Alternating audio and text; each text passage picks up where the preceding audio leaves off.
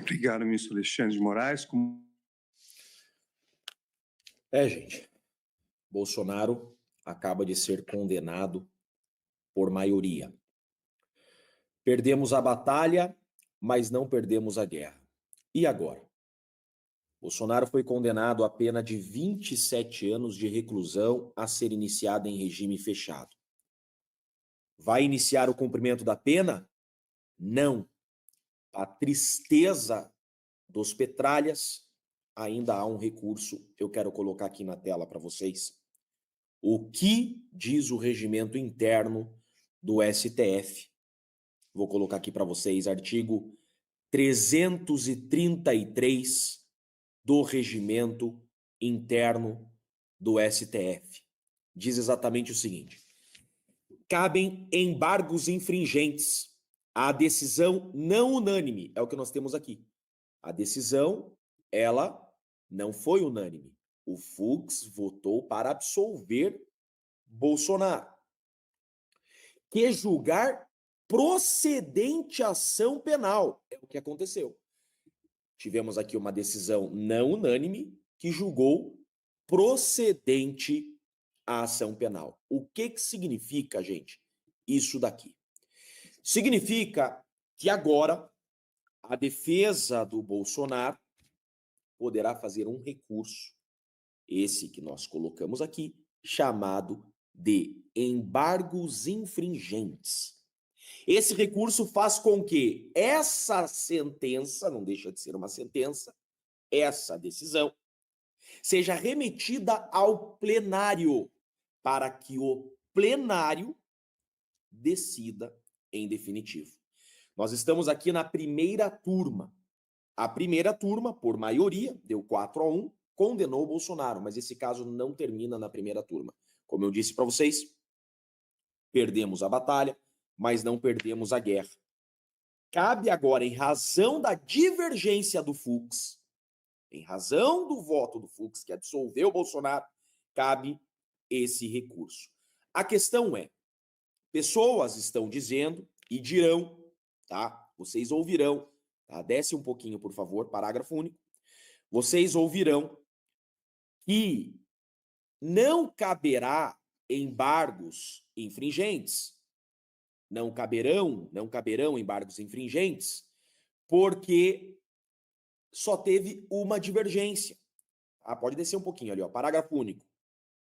Só que, olha lá, para aí. O cabimento, olha lá, calma lá. Foi apagado ali, ó. O cabimento dos embargos em decisão do plenário depende... Opa. Aí vamos de novo. Esse foi apagado e virou esse parágrafo único aqui.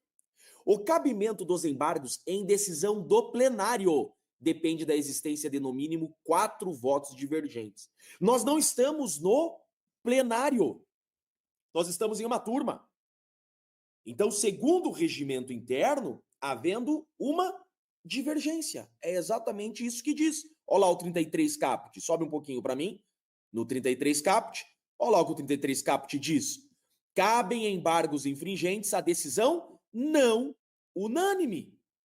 Ele não está dizendo a decisão que tem 2 divergências. Nada disso. A decisão não unânime. Então, este caso não termina na primeira turma. Este caso tem que ser remetido ao plenário, porque é isso que diz a norma, tá? Só que esse recurso ele será dirigido ao Alexandre de Moraes. O Alexandre de Moraes, ele poderá bater no peito e dizer, não, tem que ter mais de uma divergência, o que não é exigido pela lei. Agora, fato é que o Fux quer que esse caso vá para o plenário. O Fux tem moral suficiente para exigir que esse caso vá para o plenário. E os ministros da segunda turma também querem que esse caso vá para o plenário. Então agora, o grande problema será no racha que existe dentro do STF por causa desse golpe que foi dado com essa decisão hoje, uma farsa. Então o problema será o racha. O que o Alexandre de Moraes vai fazer? Ele vai, ao receber o recurso, enviar o caso para o plenário ou vai bater no peito e vai dizer que não cabem embargos infringentes e vai transitar em julgado e mandar o presidente Bolsonaro para o presídio para cumprir pena.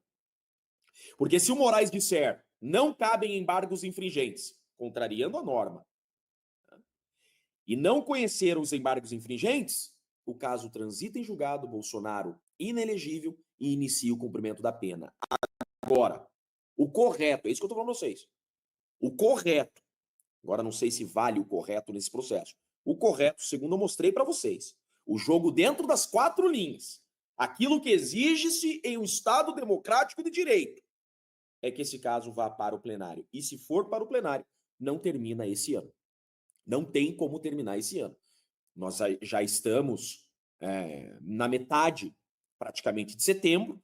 Se esse caso for para o plenário, um processo de 78 terabytes, não tem como os demais ministros, os outros 6 ministros, tomarem conhecimento de todo o processo. Então, vão precisar de tempo para analisar esse processo e a discussão no plenário pode estender até para 2027. Então, gente, Bolsonaro está condenado a 27 anos de prisão, mas ainda não acabou. Não transitou julgar. Então, a dúvida das pessoas. Bolsonaro inicia o cumprimento de pena hoje? Não.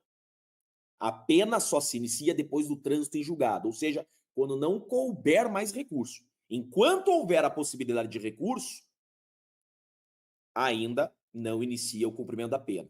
Então, Bolsonaro não inicia hoje o cumprimento da pena porque ainda cabe em recurso. Tem embargo de declaração, que é no caso de omissão, contradição.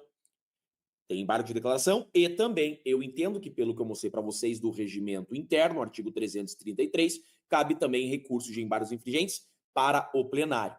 Só iniciará o cumprimento da pena se for condenado em definitivo, ou seja, foi condenado por maioria e não couber mais recursos. Aí inicia o cumprimento da pena. Eu entendo que cabem embargos infringentes e que esse caso tem que ser remetido para o plenário, que é o que o Fux deseja e os demais ministros desejam. Esse é o resumo do que aconteceu hoje. E eu digo, perdemos a batalha, mas não perdemos a guerra. Tem muita água para rolar ainda. Essa foi a decisão com relação ao Bolsonaro.